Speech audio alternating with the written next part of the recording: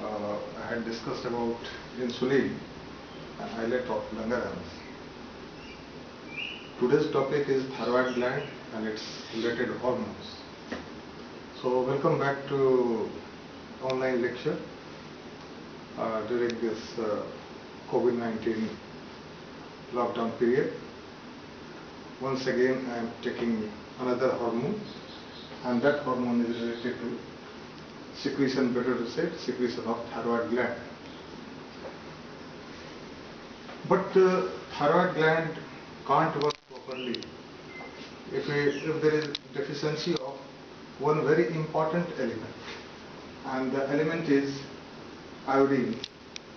This is a non-metal having the atomic number 53 and atomic weight 120, atomic mass you can say 127. There are so many isotopes are also there. Radioisotopes like 131, so many isotopes, 124, 125. Atomic masses are different. But anyway, they are very important for proper functioning of this thyroid gland. And we find so many morbidities and diseases. If there is a deficiency of this very element, goiter, myxedema, cretinism, these are very common ones. These are all due to the deficiency of, either due to the deficiency of this element, or maybe due to autoimmune response of the body. Anyway, if the thyroid is working under the value, producing the hormones below the level prescribed for it, it can result in so many problems. So these days we can find if one goes to a doctor, like insulin and diabetes, particularly the women with some gynecological problems, they are referred to have a test for T3, T4 and TSH.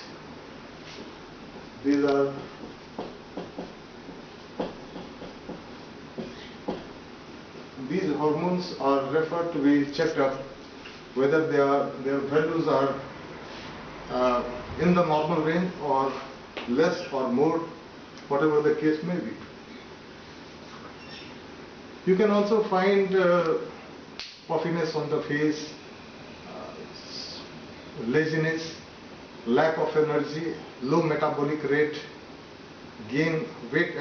weight gain, slow heart beat rate is slow, and obese body.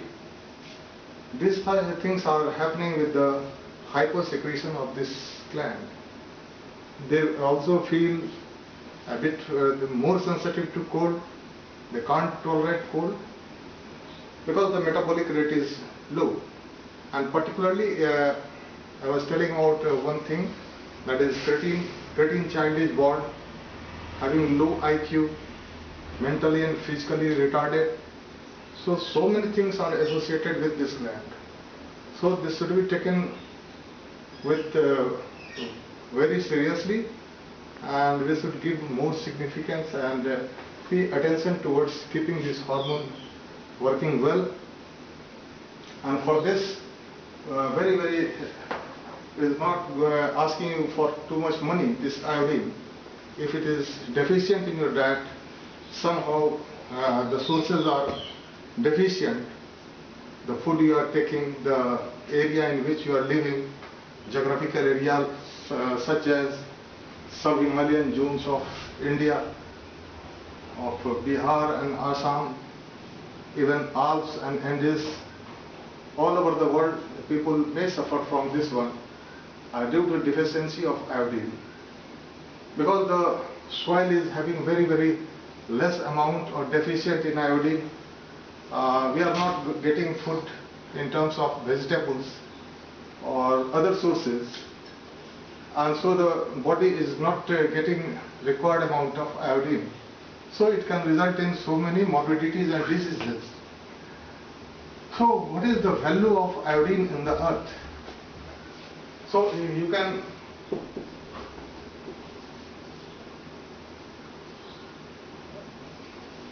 in terms of mg, it is very less in the earth crust.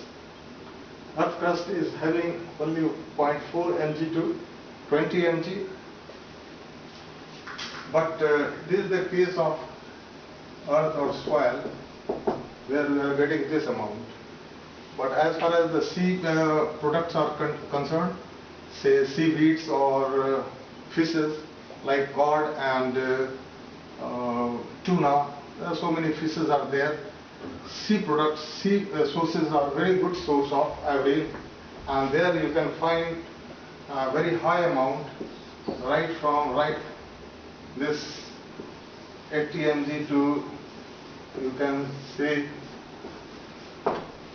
this is the amount. So these are very good sources as far as anything you are getting from sea. They are good source of iodine, so there is no question of any deficiency. But here we should be very, very cautious about our food. So government has given what you call a directive to all the manufacturing agencies to have the salt, edible salt impregnated with iodine. So minute quantity of iodine is added in our salt. So these salts are called iodized salt. So there is no question of deficiency these days. But still those who are not paying attention towards this one, it can lead to so many problems like consisting of two lobes. These are the two lobes, and the narrow strip of tissue is here, and this is the vertical lobe is here, this one. So this is the morphological structure, and the position is just below the larynx. This is the neck position here, and goiter is can be observed by swelling of this gland. The position is here, and the four dots are parathyroid gland. They are placed just behind it, the lateral lobes of thyroid. So far as the histology is concerned, it consists of a number of follicles. You can find here, this is the section of thyroid gland. Each follicle is lined by cuboidal epithelium, and in the center of the follicle you will find colloid. This colloid is here, and the colloid is nothing but stored thyroid hormones T3 and T4. They are stored here, and whenever required it is taken up from here. So this is a stored thyroid hormone, and basically it is thyroglobulin, a protein. So this is the situation, and besides this one you can find two cells, C cells. One more cell is here, C cell, that is producing calcitonin, whereas the parathyroid hormone, it is secreting PTH, parathyroid hormone, which is related with the calcium and phosphate metabolism. Although it increases the value of calcium in blood, but so far as this C cell is concerned, it is producing calcitonin hormone, which brings down the calcium level in blood. So both are acting opposite to each other, but here we are related with the only one thing, that is T3 and T4, the chief hormones of thyroid gland. Besides, these are the connective tissues here, and blood capillaries is there, because the hormone will come out and they will be poured in the blood directly. So this is the morphology and anatomy of this gland. Sympathetic innervation is also there, so nerve supply is also there. So this is all about the histology and morphology of the gland. Basically you can find a butterfly-like structure here. In other vertebrates it is very thin strip called isthmus, but here it is a bit flat. So this is the detail of the gland. I was telling about the daily allowances, the recommended dose of iodine, and the dose for 1 to 8 years is 90 milligram. Sorry, better to say μg. It is not mg, it is μg. Very less amount is required, not too much. For 9 to 14, only 120 microgram is required. 1 microgram 10 to the power minus 6 of a gram, 1 millionth of a gram, you can say. It is a very small quantity, but it is very important for this gland. If it is 15 years to adult, the requirement will increase, and it will increase up to what we call 150 μg, and for pregnant women particularly it can be 220 μg, and for lactating women, those who are feeding their children, it can be for lactating, it can be because the newborn is requiring iodine, it is going through the milk. So mammary gland can also uptake iodine with itself, and it is supplied in the form of milk to the newborn child also. So this is the situation here. It is increasing with the age, and particularly for the pregnant woman, the amount should be 220 μg. This is very specific. If the iodine is deficient in this case, it can give rise to cretin child. The newborn is mentally and physically both retarded in this situation. So this is the minimum value required or optimum value required for different age groups, different sexes, as given here.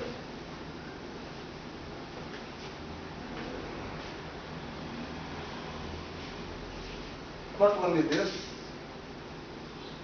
you can also have a estimation of the hormones, what amount of hormones should be there in the blood or blood serum. This can be dealt here. Before going into the details, I should refer one thing here. It has been referred like TSH. It is very important one. This is not the secretion of thyroid gland, rather it is secreted by the pituitary, one of the most important endocrine glands, and that is regulating all the rest of the glands, and itself it is being regulated by the hypothalamus of brain. So there are so many stages of regulation of thyroid gland, but it is very important. The TSH is, when it comes here, it will give its hormone, otherwise not. So TSH is also important. So these two are, of course, the T3 and T4. These are the chief hormones of thyroid, but TSH is equally important. So let us see what is the situation here as far as these hormones are concerned in the body. What is the limit? What is the limit? For TSH, it should be 0.4 to 4 milli-unit per liter, or if it is taken in terms of international unit, it should be microunit per ml, 0.4 to 4 milli-unit per liter.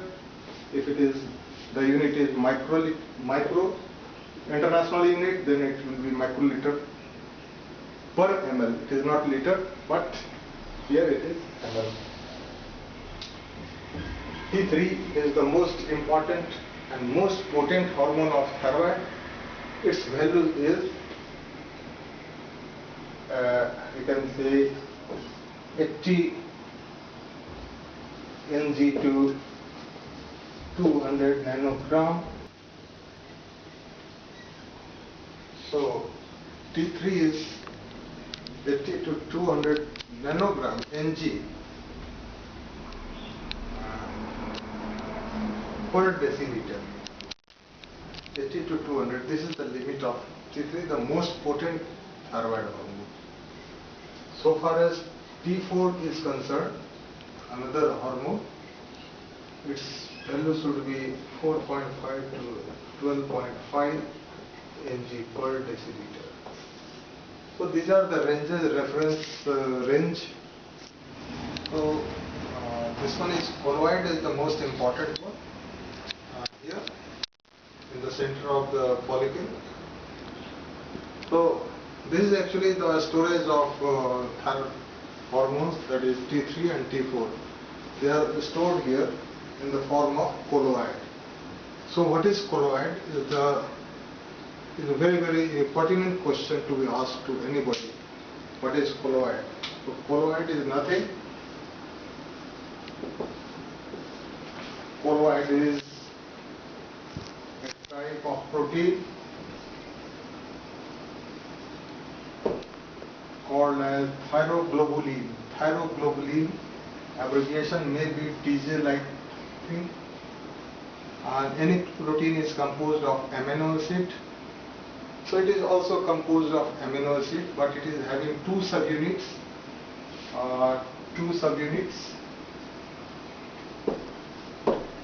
Altogether there are 600. The molecular weight is 660 kilodalton. So each unit is having 330 kilodalton, the weight, molecular weight, and so far as 5,000 amino acids are there. But the most important, significant one is tyrosine. It is this is important only because of this one. So thyroglobulin is rich in tyrosine. It is containing too many tyrosine amino acids, and this will give rise to both T3 and T4 and other hormones. They are the source of hormones, and they are the integral part of this protein. So what is tyrosine? We will discuss it, and we will go through a step-wise how it is synthesized, why thyroid is important one, which can synthesize these hormones, not other tissues. There is something special in these tissues, particularly the tissue of this gland. So we will discuss it again.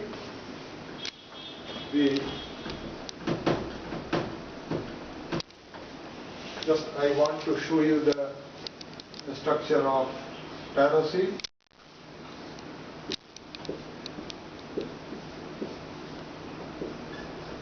This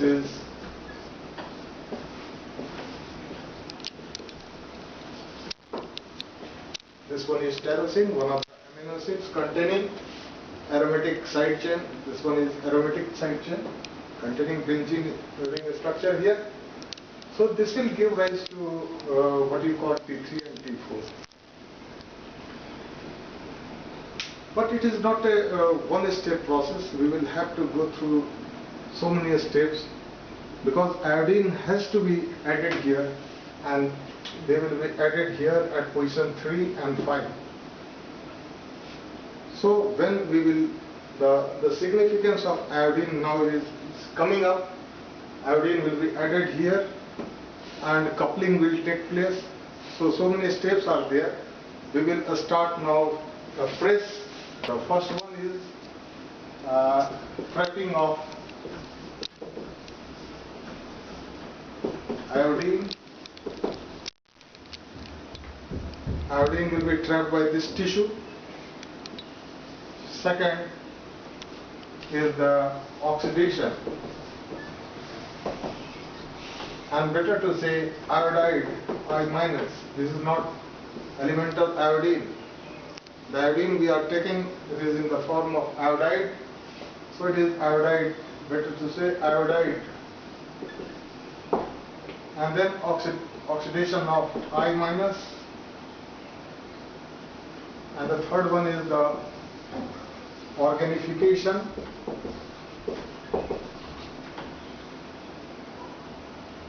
Coupling of two tyrosine to give rise to T3 and T4. And the fourth one is coupling process. Two tyrosine moieties will be added together. So we will find what are the hormones, how the steps are proceeding. We will witness it in the next figure. Now I am taking one cell of follicle. This was the follicle here, and these were the cells. I am taking one cell, enlarging this one. This is the situation, and the structure is like this. Enlarged figure of one cell. This is the first process. Iodide is coming, and this will come in this way, and this will be helped by sodium, iodine, ATPase. Another is sodium, potassium pump, and this is actually a kind of co-transport. This is a kind of co-transport of sodium, and it is linked with sodium. So sodium iodine co-transport, and this is helped by sodium potassium pump, because energy is going to be consumed here. Without energy, there is no question of iodine entering in this cell. And this side is the lumen side, the colloid side. This one is the colloid side that you have seen previously. So iodide has reached, and this is the nucleus. These are the DNA and chromosome, giving rise to mRNA, and mRNA is synthesizing on ribosome, the protein called thyroglobulin, and thyroglobulin is coming here along with the vesicle, and this iodide, better to say, that has to undergo a process of oxidation. Without oxidation, it has to go to higher valence level, oxidation state, active form. It has to be activated. Otherwise, it is not going to be, linked with the tyrosine.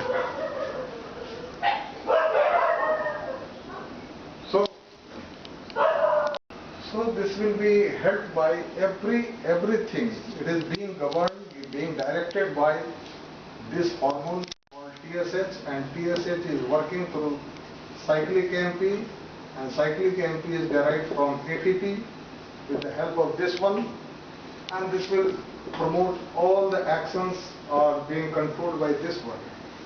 But the most important is the glucose, and here is the blood flow is here. So we have to, this one the basal end, and this is the apical end, luminal end, where the colloid is there and the blood is flowing, because the gland is rich in blood vessel, blood supply. So all are coming through blood. Glucose will also come here in the form of glucose 6-phosphate, and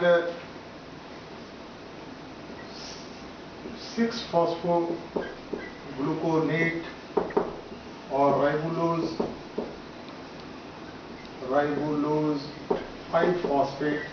These are very important products and coming through pentose pathway. And this pentose pathway will give rise to what it will give? It is converted like this, and this will give rise to NADP, and NADP will be converted into NADPH plus H plus, and this is the source of, the oxygen will come here, and peroxidation will take place. Enzyme will act and O2 will be converted into H2O2, and this H2O2 will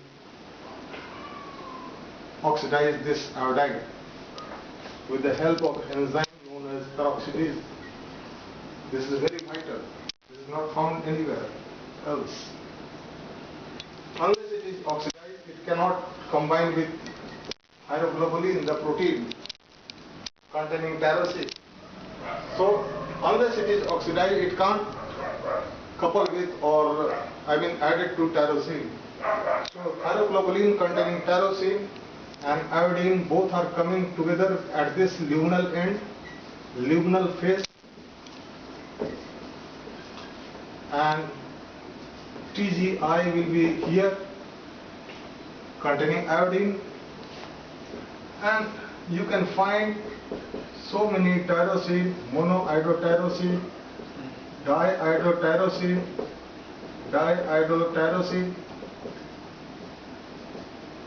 because iodine has been added to tyrosine because of this oxidation. And if you do the coupling, add DIT with DIT, T4 will be there. If you add diiodotyrosine with monoiodotyrosine, T3 is going to be produced.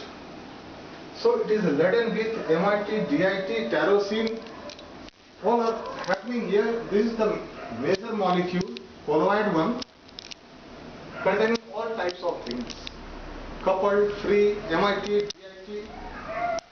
So this is coupling, actually this is coupling. So coupling is taking place, giving rise to the hormone T3 or T4. So you can find a number of T3 and T4 on thyroglobulin. And now what will happen? Again, uptake will take place. The thyroglobulin with iodinated tyrosine will come here, and this will move forward, and this will meet with lysosome, and both form secondary lysosome. Why? Because we have to liberate hormones. T3 and T4 have to be liberated from this protein. So protein will undergo some sort of digestion by proteases. What? Proteases. And these proteases are given by this lysosome. So ultimately you will find T4, T3, MIT and DIT all being liberated here within the cell. The T3 and T4 will move here, will go out, and MIT and DIT, they have no potentiality, they don't have any functional aspect. They will deiodinize to give iodine. Iodine will be removed from there, MIT and DIT, diiodotyrosine and monoiodotyrosine, because they don't have any functional aspect here to do, no hormonal activity, and this iodine will be reutilized. But T3 and T4, the two hormones, important one, are coming here in blood, and they will move in blood along with binding protein. I can say globally TBG, and this will move to the target tissue, all the cells of the body, to bring about the function. Now let us see what is the real structure of the hormone. So we are coming from here, oxidation, coupling, and then back to blood, coming from blood, iodine coming from blood, and going back in the form of T3 and T4. So this is the specialties of thyroid tissue. This is not particularly this hormone, this enzyme. And this enzyme is not found like this, and this is happening. This is also very pivotal. NADPH is not going to be produced anywhere else like this. So both are available for oxidizing iodide, not iodine. If you are taking in the form of iodate, it is of no use. Iodide is better, sodium iodide, like salt, sodium chloride, useful, but it cannot be added like that in the form of iodide. So actually it is iodonium ion.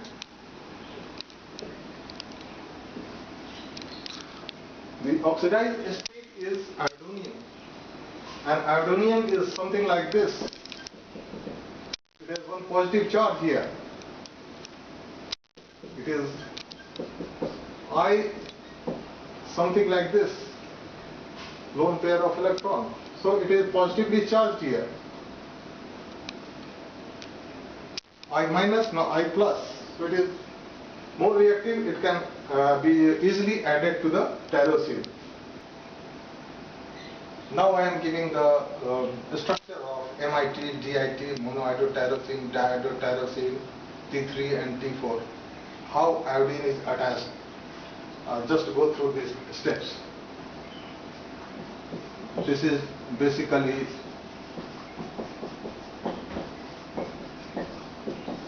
tyrosine, and this is the position number 3 and 5. Iodine will be added at 3 and 5 only. If you add one iodine here, it will be called monoiodotyrosine. Monoiodotyrosine. If you add one more here, it will be called diiodotyrosine.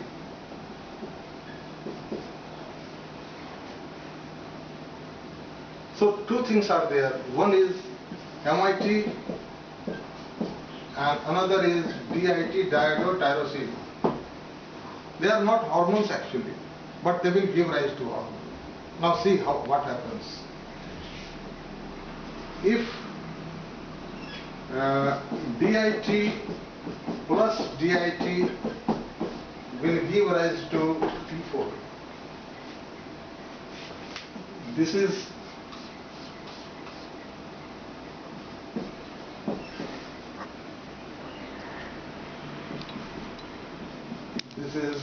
your coupling has taken place like this.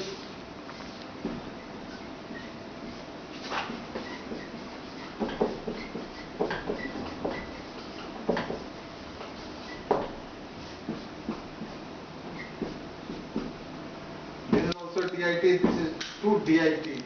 When added together, it will give rise to T4. And T4 is known as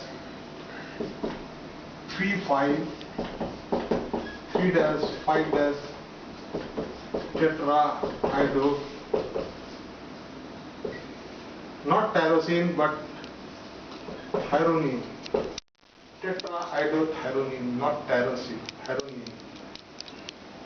So it is 3,5. 3,5 is this position, and this one is 3' and this one is 5'. So 3,5, 3', 5' tetrahydrotyrosine, that is T4, because it is containing how many iodines? 4 iodine atoms are there, attached here and here, and 3 and 5 position, both the cases. So this is the, the coupling has taken place. 2 have been attached here, this is coupling. And if you have to prepare T3, I will show it in the next figure.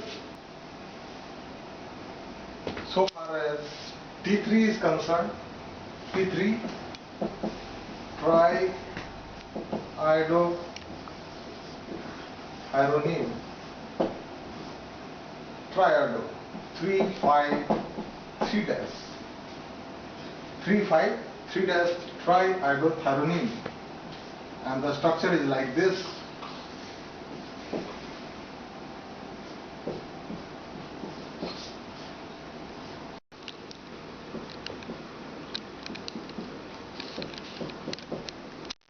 This is 3,5, 3' triiodothyronine, also known as T3.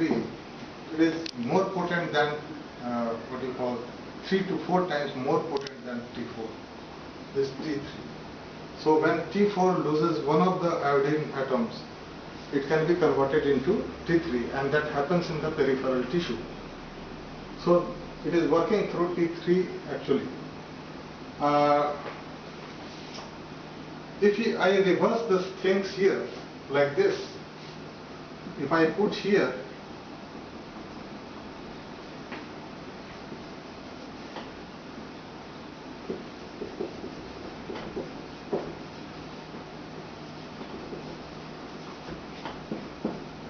first we should take like this is triiodothyronine. If I reverse this one like this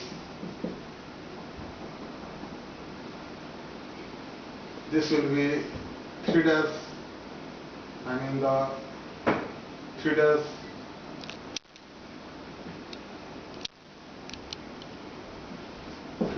5 dash 3 dash 5 dash,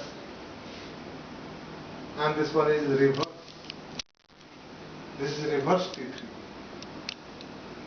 It is removed here 3 dash 5 dash. Isn't it? So this is reverse T3. Although the thermogenic action is less as compared to T3, but in other cases it is also very potent one. So this can also be considered reverse T3. This is the structure. A bit different. Only it has been shifted to this side. One more you can take is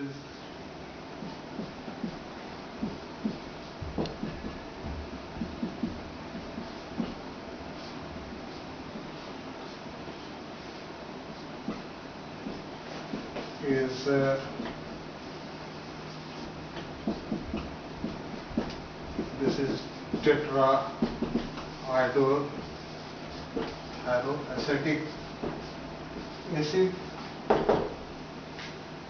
Tetraiodothyroacetic acid. You can find it has been oxidized to this form, and if I remove one from here, it will be 3,5-triiodo. Okay, so this is triiodo, and previous one was tetraiodothyroacetic acid, because the acidic group is here due to oxidation.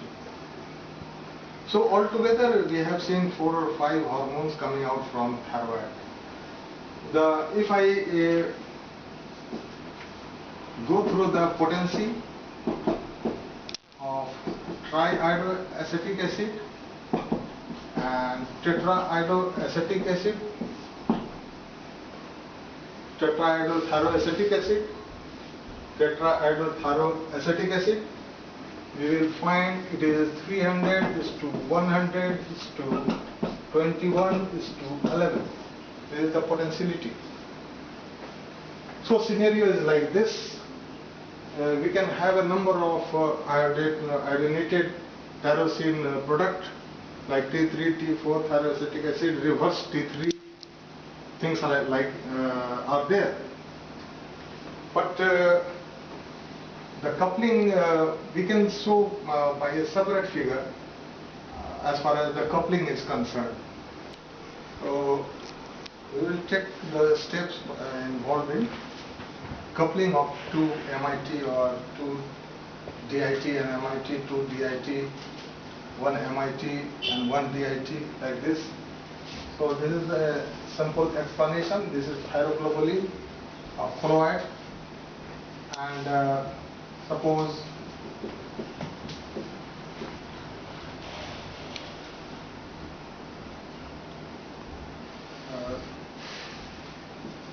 this one is the tyrosine here. Next step we will find that this is the point of action here.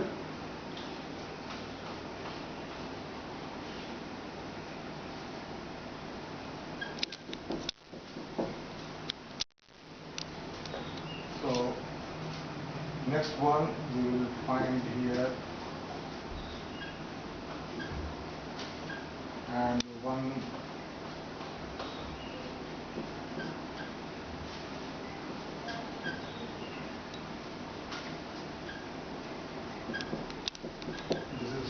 radical being released here, and this will be here now to be attached to this one.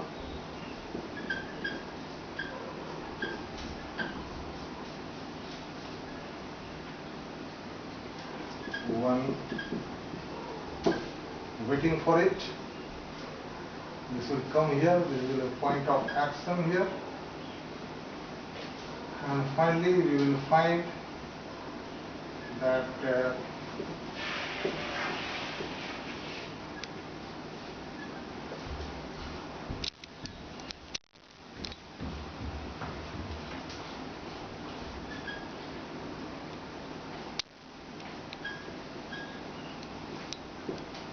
like this, and here the two, and in the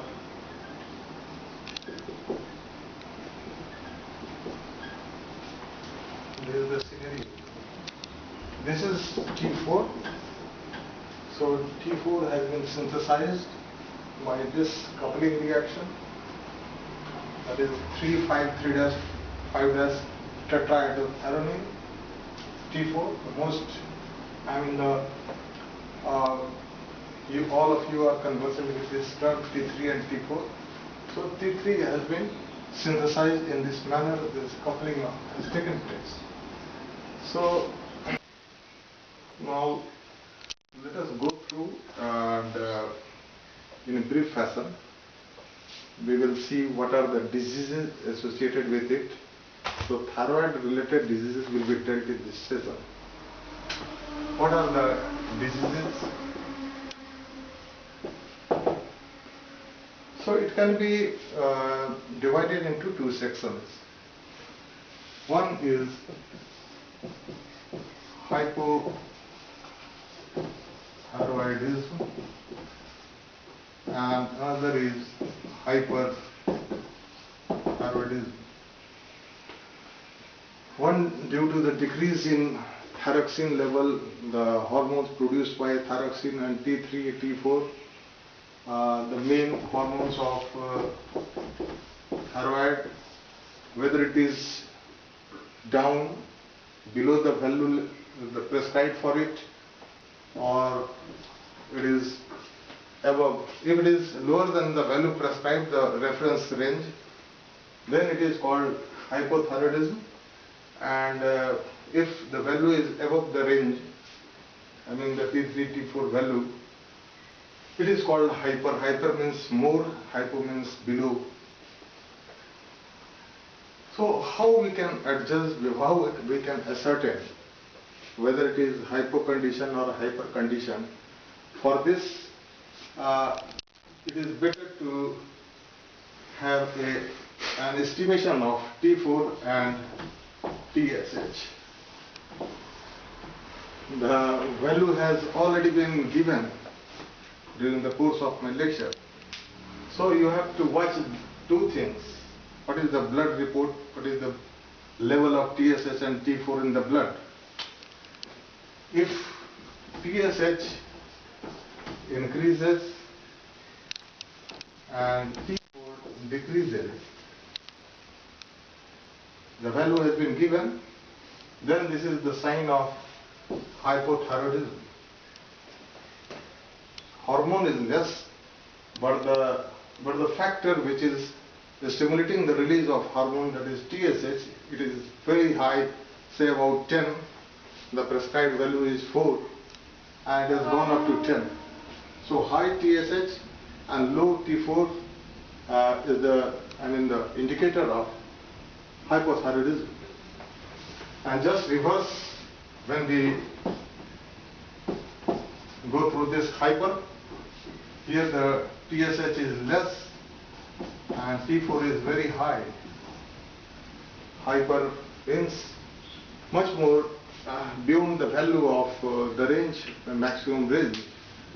So TSH is low here and T4, because the factor contributing for the formation of this one is due to something else, and that is due to antibodies and autoimmune response of the body, not due to TSH, because it is related with this one. But contradictorily, In this case it is low and this one is high. So what are the diseases under this heading and this heading? We will see it. In hypothyroidism condition, we can have a number of diseases.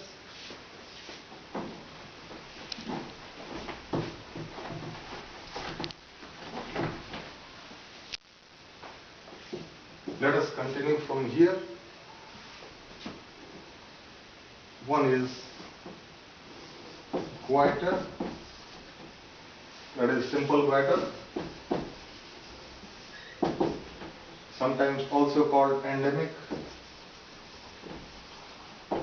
because somewhere it is restricted to some particular region, geographical region. Second is myxedema. Third one is creatinine, and one more is there: goiter, myxedema, creatinism, and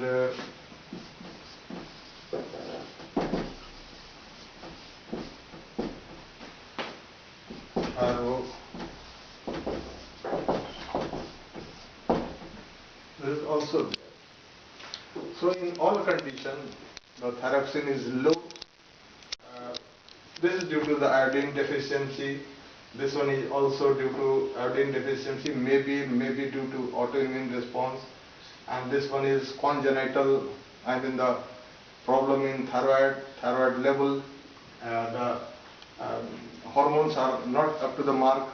Congenital problem is there because mother has not been supplied with iodine. So this is the condition here. In case of creatinine, the most I will say debilitating one. It is for the whole life, mental and physical growth retarded here. So this one, and this one is Hashimoto's thyroiditis. This is also brought about by the autoimmune disorder. So these conditions are there because in this case the thyroid gland itself has been destroyed by the wrong information, mistaken identity by the immune system of the body. So this is the condition. Anyhow, the thyroxine will decrease, the thyroxine level will decrease, the T3, T4 value will decrease in all the cases. This is the swelling of enlargement of, I will say, the thyroid gland. Thyroid gland will increase because the iodine is less. The TSH will tell to supply, it will stimulate the gland to supply more and more thyroxine, and in this endeavor the enlargement will take place. Follicle size will increase, colloid will increase, but no hormone because the iodine is lacking here. This is the condition of goiter, so swelling here, but this is not cancerous. It can hinder, of course, in taking breath, of course, or swelling a little bit. So this is the condition here due to the deficiency of iodine. In case of myxedema, as the term is edema, edema means some sort of swelling. So you will find puffiness or swelling on the face, in the feet, like this. And creatinism, it has been discussed again and again. Very dangerous one, I will tell. Mental and physical growth retarded here. Hashimoto's thyroiditis, it is due to autoimmune, as said earlier on. In all cases, the symptoms will be more or less similar. BMR will be decreased, heart rate reduced, like things, laziness, because the energy formation is not there. Very less, not up to the mark, heartbeat decreased, and many gynecological problems, irregular periods, in case of women, pregnancy problem, anything can happen. So these things are associated with in all the cases. Despite this one is distinct from others, bearing some special attributes. So far as hyperthyroidism is concerned, in this case, the only disease you can say is Graves' disease.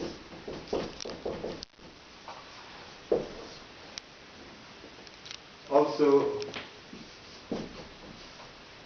absorb Allowances.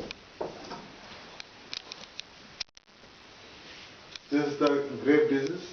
Graves' disease is marked by high T4, low TSH. BMR will be increased, heart rate increased, sweating, weight loss, heartbeat increased. So things are happening here. And one important sign is here, the exophthalmos, eyes bulging out, protruding out due to some tissue formation behind the eyeball. Extraocular tissues are there. So but it has no bearing upon the functioning of the eyes. So there are two conditions. This can happen.